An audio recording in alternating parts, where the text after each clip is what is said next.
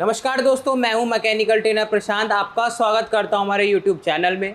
जैसे कि आप देख सकते हैं हमारा विंडो एसी है। आज को जो हमारा टॉपिक है वो है विंडो एसी के जो पार्ट्स होते हैं वो किस तरीके से वर्क करते हैं और जो इसमें जो गैस का फ्लो होता है वो किस तरीके से होता है।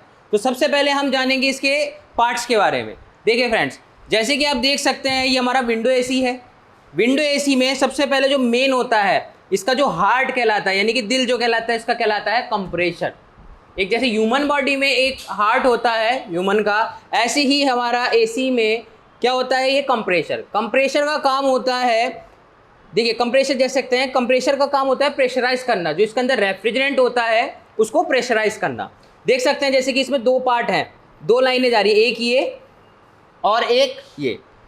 इसमें दो लाइनें होती हैं जिनका नाम है, जो पतला होता है इसको बोलते हैं हम डिस्चार्ज लाइन, जो साइज में छोटा दिखेगा वो कहलाएगा डिस्चार्ज लाइन, और जो मोटा होता है साइज में इसको बोलते हैं हम सक्शन लाइन। इसी से जुड़ा हुआ आपका रहता है एक एक्यूमुलेटर। अगर आपको हम अलग से दिखाएं, देखिए जैसे कि मैंने अभी बताया कि इसमें एक डिस्चार्ज लाइन और एक सक्शन लाइन होती है। देखिएगा ये डिस्चार्ज लाइन है, ये साइज में क्या है, थोड़ा छोटा है, पतला है साइज में, इसको डायमीटर होता है वो पतला है, और जो हमारा सक्शन है उसका डायमीटर मोटा है। इसी से जुड़ा हुआ एक ये एक्यूमुलेटर होता है, इसको हम बोलते हैं एक्यूमुलेटर। याद रखिए, इसको जो हम कंप्रेसर से जुड़ा हुआ ये एक्यूमुलेटर होता है। ये पहचान होती है रोटरी कंप्रेसर की, ये होता है हमारा रोटरी कंप्रेसर। उसके बाद चलते हैं, देखिएगा ये जो लाइन जा रही है, ये लाइन जा रही है इसके बाद विंडो एसी में। ये हमारा कंडेंसर कॉइल है, जो हमारा हीटिंग कॉइल भी कहलाता है। डिस्चार्ज लाइन से होते हुए हमारा जा रहा है कंडेंसर कॉइल। कंडेंसर कॉइल को हम हीटिंग कॉइल भी बोलते हैं। और हीटिंग कॉइल का काम क्या होता है, जो हमारा कंप्रेसर होता है, कंप्रेसर से हाई प्रेशर से जो हमारा रेफ्रिजरेंट आउट होता है, जो डिस्चार्ज होता है, उसको लो प्रेशर या मीडियम टेम्परेचर में कन्वर्ट करने का काम होता है। यानी कि सीधी लैंग्वेज में हाई टेम्परेचर हाई प्रेशर को लो टेम्परेचर लो प्रेशर में कन्वर्ट करता है। कंडेंसर कॉइल के बाद क्या होता है, कंडेंसर कॉइल के बाद हमारा आ जाता है ये फिल्टर। देख सकते हैं जैसे कि ये फिल्टर है हमारा, इसको हम बोलते हैं गैस फिल्टर, लिक्विड फिल्टर या नॉर्मली फिल्टर भी बोलते हैं। मैं आपको बता देता हूं कि ये फिल्टर हमारा नॉर्मली इसमें एक जाली लगी होती है, और इसके बाद हमारा आ जाता है ये कैपिलरी। कैपिलरी के बाद आती है हमारी ये इवापरेटर कॉइल, जो हमारे इस साइड होता है। ये इवापरेटर कॉइल के बाद देखिएगा ये कहलाती है इवापरेटर कॉइल। इवापरेटर कॉइल जो होती है, याद रखिएगा, ये हमेशा रूम के अंदर की साइड होती है, मतलब रूम में जो लगती है, रूम में जो फेस किया जाता है एसी का, वो हमारा इवापरेटर कॉइल होता है। इसके फ्लो के लिए इसमें एक ब्लोवर लगा रहता है, जो अभी हम आपको अलग से पार्ट्स दिखाएंगे। इसके ब्लोवर लगा रहता है। ब्लोवर के बाद ब्लोवर से जुड़ा हुआ एक देख सकते हैं आप, इसमें एक मोटर लगा होता है। ये हमारा मोटर होता है। मोटर से जुड़ा हुआ ब्लोवर, और इसी मोटर से जुड़ा हुआ है एक फैन ब्लेड जो इस साइड रहता है। अभी आप इसको हम ओपन करके दिखाएंगे। इसके बाद देखेंगे तो इसमें अभी मैंने आपको बताया जैसे कि इवापरेटर कॉइल जो है, इवापरेटर कॉइल के लिए क्या लगा है, एक ब्लोवर लगा है, जो ब्लोवर हवा फेंकता है रूम की ओर। देखिएगा इस साइड से क्या होता है, एक ब्लोवर जो रहता है हवा को क्या करता है, आउट करता है। इसी केवल इतने एरिया से क्या होता है, एयर का फ्लो होता है। बाकी कुछ लोग ये समझते हैं कि ये हमारा एयर का फ्लो के लिए होता है, लेकिन यहाँ क्या होता है, एक ग्रिल लगा रहता है, ग्रिल पैनल जिसको हम बोलते हैं। उसमें क्या होती है, बीच बीच में लाइनें पड़ी रहती हैं, एक उसमें गैप खांचे टाइप के रहते हैं, तो हमारा क्या होता है, फ्रंट पैनल होता है, उसको हम ग्रिल पैनल भी बोलते हैं।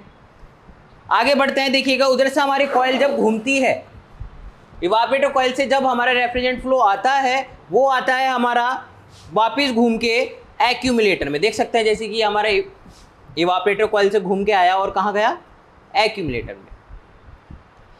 एक्यूमुलेटर का काम क्या होता है, हमारा जो कुछ परसेंट जो लिक्विड रहता है वो अपने अंदर मतलब रखता है कुछ टाइम के लिए, उसको दोबारा से इवापरेट करके कंप्रेसर में भेज देता है। तो फ्रेंड्स अब चलते हैं, देखिएगा ये तो हमारे हो गए पार्ट्स। इसमें एक बार दोबारा से बता देता हूँ, compressor, condenser coil, filter, capillary, evaporator coil, blower, motor और फैन ब्लेड, ये इसमें पार्ट्स होते हैं, मेनली पार्ट जिसे कहते हैं हम, जो गैस का फ्लो होता है। अब बात करेंगे हम गैस के फ्लो की, कि कैसे गैस फ्लो होता है। देखिए ये जो कंप्रेसर है, मैंने अभी बताया था, इसमें एक डिस्चार्ज लाइन होती है।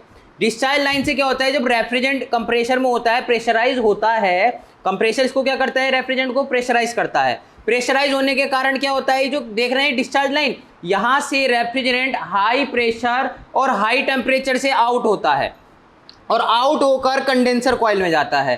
कंडेंसर कॉइल में क्या होता है, इसमें जो रेफ्रिजरेंट होता है इस कॉइलों में क्या होता है, घूमता है, यानी कि इसमें ये रेफ्रिजरेंट घूमता रहता है। घूमने के कारण क्या होता है, इसका जो टेम्परेचर है वो थोड़ा डाउन हो जाता है। जिसके डाउन होने का कारण क्या है, इसका वे, जो ये इसका वे है, यानी कि आप देख सकते हैं इसमें यू टर्न है, तो क्या होता है, ये कॉइल जो होती है बहुत लंबी होती है। अब किसी चीज़ में लंबे समय तक रहने के कारण क्या होता है, उसकी स्पीड डाउन हो जाती है। तो हमारा कंडेंसर कॉइल का काम क्या होता है, इसमें गैस का फ्लो कैसे होता है, काम क्या होता है कंडेंसर कॉइल का, हाई टेम्परेचर हाई प्रेशर को लो टेम्परेचर लो प्रेशर में कन्वर्ट करने का। उसके बाद हमारा लगा होता है ये फिल्टर। इस फिल्टर का काम क्या होता है, जो इसमें अशुद्धियाँ होती हैं, जो हीटिंग कॉइल और कंडेंसर कॉइल कहलाता है। हीटिंग कॉइल करता क्या है, हीटिंग कॉइल हमारा अभी जैसे मैंने बताया ये हाई टेम्परेचर हाई प्रेशर को लो टेम्परेचर लो प्रेशर में कन्वर्ट करता है। इसके कारण क्या है, ये गर्म भी रहता है। ये हमारी इसकी जो मेल्टिंग पॉइंट होती है वो बहुत लो होती है। मेल्टिंग पॉइंट इसका लो होने के कारण क्या होता है, इसमें नैनो पार्टिकल्स निकलने लगते हैं जब हीटिंग होती है कॉइल। तो वो नैनो पार्टिकल्स कहाँ जाके अटक जाते हैं, फिल्टर में। अगर फिल्टर में नहीं अटकेंगे तो क्या दिक्कत होगी, जो ये कैपिलरी ट्यूब है, कैपिलरी ट्यूब में दिक्कत हो जाएगी, क्योंकि कैपिलरी ट्यूब हमारा क्या है, बहुत इसका जो व्यास होता है वो बहुत छोटा होता है, जो डायमीटर है वो बहुत छोटा होता है, जिसके कारण जो इसमें नैनो पार्टिकल्स निकले, अगर फिल्टर ना होगा तो क्या होगा, कैपिलरी में अटक जाएंगे, जिसके कारण हमारी एसी चॉकिंग प्रॉब्लम में हो जाती है। चॉकिंग प्रॉब्लम के कारण क्या होगा, हमारी कॉइलों पर आइस जमने लगेगा, एसी हमारी क्या कर कूलिंग कम करेगी। उसके बाद देखिएगा ये जो कैपिलरी है, कैपिलरी का काम होता है प्रेशर को मेंटेन करने का। प्रेशर को ये मेंटेन करके रखती है कैसे, इसमें जो रेफ्रिजरेंट होता है उसकी स्पीड क्या हो जाती है, थोड़ा स्लो हो जाती है, क्योंकि इसका साइज क्या है, स्टार्टिंग में तो जब इससे हमारा फिल्टर से रेफ्रिजरेंट निकलता है तो उसके कारण क्या होता है, जब इसका साइज पतला है तो प्रेशर एक बारी के लिए बढ़ता है, लेकिन लंबी होने के कारण कैपिलरी जो ट्यूब है लंबी होने के कारण इसका प्रेशर और डाउन हो जाता है। प्रेशर डाउन होने के कारण क्या होगा, आपकी कूलिंग शुरू हो जाती है। कूलिंग यानी कि मतलब उसमें ठंडापन होना स्टार्ट हो जाता है, जो हमारा इवापोरेटर कॉइल में होता है। इवापोरेटर कॉइल हमारी कूलिंग करना स्टार्ट कर देती है।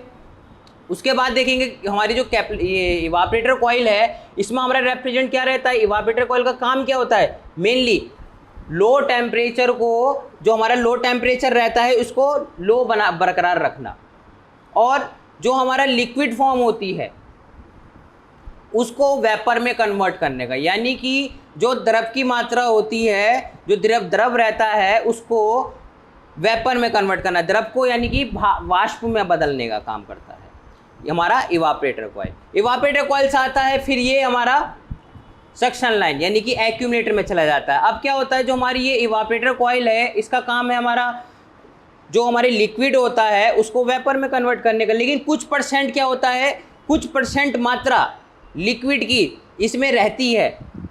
जो कॉइल हमारी लाइन है सक्शन लाइन, इसमें कुछ परसेंट मात्रा लिक्विड की रह जाती है जो एक्यूमुलेटर में पहुंच जाती है।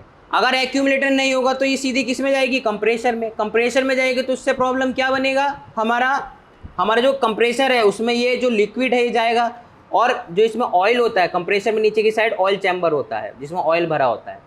ऑयल में क्या होगा, पानी जब लिक्विड जाएगा तो हमारा ऑयल खराब हो जाएगा, जिसके कारण कंप्रेसर हमारा खराब होने की दिक्कत रहती है। इसलिए इन्होंने क्या लगाया है, एक्यूमुलेटर। एक्यूमुलेटर क्या करता है, जो भी कुछ लिक्विड रहता है इसमें जमा हो जाता है, जिससे क्या रहता है, आपका ओनली जो वेपर होता है वेपर खींच लेता है, और द्रव भारी रहता है, द्रव हमारा नीचे रह जाता है। चलिएगा आप देखते हैं इसके पार्ट्स को हम अलग से एक बार दोबारा से।